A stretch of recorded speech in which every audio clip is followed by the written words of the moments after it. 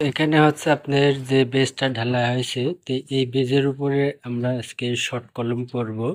তো এই শর্ট কলমটা কিভাবে করলে সঠিক হবে এবং শর্ট কলমের যে সেন্টার লাইনগুলো আছে সেই সেন্টার লাইনগুলো কিভাবে নেবেন এবং কোথায় থেকে আপনারা এই মাপজোকগুলো সঠিকভাবে নিতে পারেন কলমের সেন্টার লাইন বের করে, সেই জিনিসটাই আজকে আমি আপনাদের সাথে শেয়ার করব, যাতে একটি কলম আপনারা এই বেজ ঢালাইয়ের উপর থেকে যখন এই কলমের শর্ট কলম করবেন, সেন্টারিং করে ঢালাই করবেন, সেই জিনিসটা খুব সহজে আমি আপনাদের আজকে দেখিয়ে দেব এবং ড্রয়িং সহ আপনাদের সাথে শেয়ার করব। তো প্রথমত আপনাদের যে কাজটা করতে হবে, উপর থেকে আপনাকে সেন্টার লাইনের শলগুলো নিতে হবে। আর শলগুলো এমনভাবে নিতে হবে খুব নিখুঁতভাবে। তো আমরা দেখুন উপর থেকে শল ফেলছি, শল ফেলে আমাদের যে সেন্টার লাইনগুলো হচ্ছে সেগুলো এই যে এখানে একটা প্যারাক দেখতে পাচ্ছেন এবং দেখুন যে দাগ দেওয়া আছে, এটা একটা সেন্টার লাইন, এদিকের সেন্টার লাইন, এবং এখানে আর একটা আছে, এটা সেন্টার লাইন, এবং আর একটা এই একটা সেন্টার লাইন। চারটা সেন্টার লাইন আমাদের এখানে আছে, চারটা। তো এই সেন্টার লাইন থেকে আমরা আসলে এখন কলমের মাপগুলো কোন দিকে কিভাবে দেব এবং ড্রয়িংয়ে কিভাবে আছে সেটা দেখে সুন্দরভাবে আমরা আজকে এই দাগানো সহ আপনাদের দেখাবো।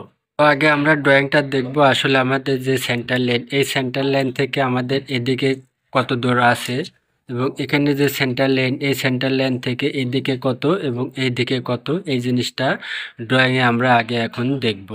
তো এই হচ্ছে আমাদের কলম, এই যে এটা C5 কলম। তো C5 কলমে এখানে দেখুন আপনার এই যে সেন্টার লাইন, এখান থেকে এদিকে আছে আপনার 6 ইঞ্চি এবং এই সেন্টার লাইন থেকে এদিকে আছে আপনার 6 ইঞ্চি। তো এখানে যে 6 ইঞ্চি 6 ইঞ্চি সেন্টার আছে, তো এই 6 ইঞ্চি 6 ইঞ্চি সেন্টার নিলে কিন্তু হবে না, যেহেতু আমাদের এই কলমটা হচ্ছে টোটাল যে সাইজ, এদিকে হবে আপনার 12 ইঞ্চি এবং এদিকে হবে আপনার 24 ইঞ্চি। তার যেহেতু এটা পুটিং কলম, তো সেই ক্ষেত্রে এইটার সাইজ হবে আপনার নিচে, মানে গ্রেড বিমের নিচে আপনার এই 12 দিকে সাইজ হবে 14 এবং যেদিকে 24 আছে সেই দিকে সাইজ হবে আপনার 26। যেহেতু গ্রেড বিমের নিচে এটা, যার কারণে কিন্তু নিচে এই কভারিংটা বেশি আছে। তো সেই ক্ষেত্রে আমি এখন প্র্যাকটিক্যালি কলমটা দাগে আপনাদের দেখা দেব যে আসলে এই ড্রয়িং থেকে সেন্টার লাইন নিয়ে কীভাবে কলমটা দাগাবেন এবং কিভাবে এই দাগগুলোর সাথে আপনার মাপজোকগুলো সঠিক করবেন। তো আমরা এখন ড্রয়িংটা তো ক্লিয়ার এখানে দেখতে পারলাম আমাদের সেন্টার লাইন। তো চলুন আমরা এবার প্র্যাকটিক্যালি জিনিসটা দেখে আসি। আমরা ড্রয়িংয়ে দেখলাম এই সেন্টার লাইন, এটা এদিকের যে সেন্টার লাইন, এই সেন্টার লাইন থেকে আমরা পাইছি এদিকে 6 ইঞ্চি আছে এবং এই সেন্টার লাইন থেকে এদিকে 6 ইঞ্চি, এদিকেও 6 ইঞ্চি। তো এদিকে 6, এদিকে 6, এদিকে 6, এদিকে 6। তো আমাদের এই কলমটা 12 ইঞ্চি আর আমাদের এটা পুটিং কলম হবে, আপনার সাইজ হবে 14 ইঞ্চি। এবং এই সেন্টার লাইন থেকে আমরা ড্রয়িংয়ে এদিকে 6 দেখছি, এদিকেও 6 দেখছি, তাহলে আমরা এই সেন্টার লাইন থেকে এদিকে আমরা নেব 7 ইঞ্চি এবং এইদিকে নেব 7 ইঞ্চি, তাহলে আমাদের 14 ইঞ্চি কলমটা এদিকে পাস হবে আমাদের। তো আমি এখানে এই যে একটা আরেকটা প্যারাক দেখছেন, আমি এখানে একটা মাপ দিয়ে রাখছি, যেহেতু আমাদের এটা কলমটা কাঠের সেন্টারিং হবে, তো সেই সেন্টারিং সহ আমি একটা মাপ দিয়ে রাখছি। যদি এভাবে করেন আপনারা, তাতে আমি মনে করি সমস্যা হবে না, আরও সহজ হবে। তো এই সেন্টার লাইন থেকে আমি এখানে রাখছি আমি 8 ইঞ্চি। এই যে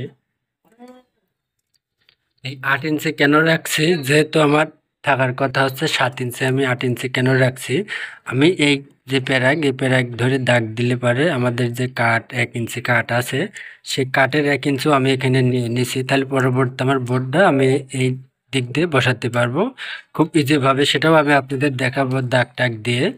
তো আমি এদিকে 8 ইঞ্চি রাখছি, এইদিকে 8 ইঞ্চি রাখছি, 16 ইঞ্চি, আর আমাদের কলম হওয়ার কথা কিন্তু 14 ইঞ্চি। 2 ইঞ্চি দুইটা কাঠ, যে 1 ইঞ্চি 1 ইঞ্চি 2 ইঞ্চি আছে সেটা সহ আমি এখানে দিছি। আর এই সেন্টার লেন্থ থেকেও কিন্তু আমি এখানে 8 ইঞ্চি রাখছি। আর আমাদের এই মূল কলম হবে কিন্তু 24 ইঞ্চি আর আপনার পুটিং কলম হবে 26 ইঞ্চি। তাহলে আমি এখান থেকে যে 8 ইঞ্চি নিছি, এই 8 ইঞ্চির থেকে আমি এই পাশে যে প্যারাকটা, এখানে কিন্তু 28 ইঞ্চি আছে, এই যে দেখতে পাচ্ছেন এই 28 ইঞ্চি রাখছি, এটাও কিন্তু 2 ইঞ্চি বেশি রাখছি। আমাদের যে বোর্ড আছে, বোর্ডের 1 ইঞ্চি কাঠ এবং এই পাশে আর 1 ইঞ্চি কাঠ, এই 2 ইঞ্চি কিন্তু কাটে চলে গেলে আমাদের কলমটা হবে 26 ইঞ্চি বাই 14 ইঞ্চি। তো এখন আমরা যদি দাগ দিই তাহলে আমরা দাগ দেবো এই দিকে, যে দাগটা দেবো আমরা সেটা হচ্ছে এই সেন্টার লাইন থেকে এখানে যে প্যারাকটা আছে এইটা, এবং এখানকার এই সেন্টার লাইন থেকে এখানে যে প্যারাকটা আছে এই প্যারাক, এই দিক দিয়ে আমরা একটা কাট দেব। কাট দিয়ে আমরা দাগ দিলে পরে আমরা এই পাশের দাগটা কিন্তু পেয়ে যাব।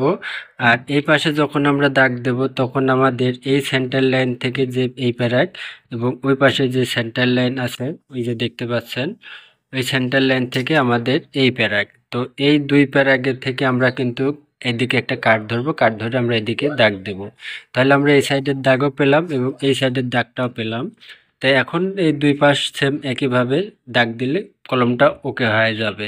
তো আশা করি অবশ্যই আপনারা বুঝতে পারছেন যে একটি কলম সেন্টার লাইন সঠিকভাবে টেনে রেখে কিভাবে বেজের উপরে করবেন। তো ভিডিওটা ভালো লাগলে অবশ্যই একটা লাইক দিবেন, আর এমন নতুন নতুন ভিডিও পেতে চ্যানেলটা সাবস্ক্রাইব করে রাখবেন। আর যারা সাবস্ক্রাইব করছেন তাদেরকে অসংখ্য ধন্যবাদ।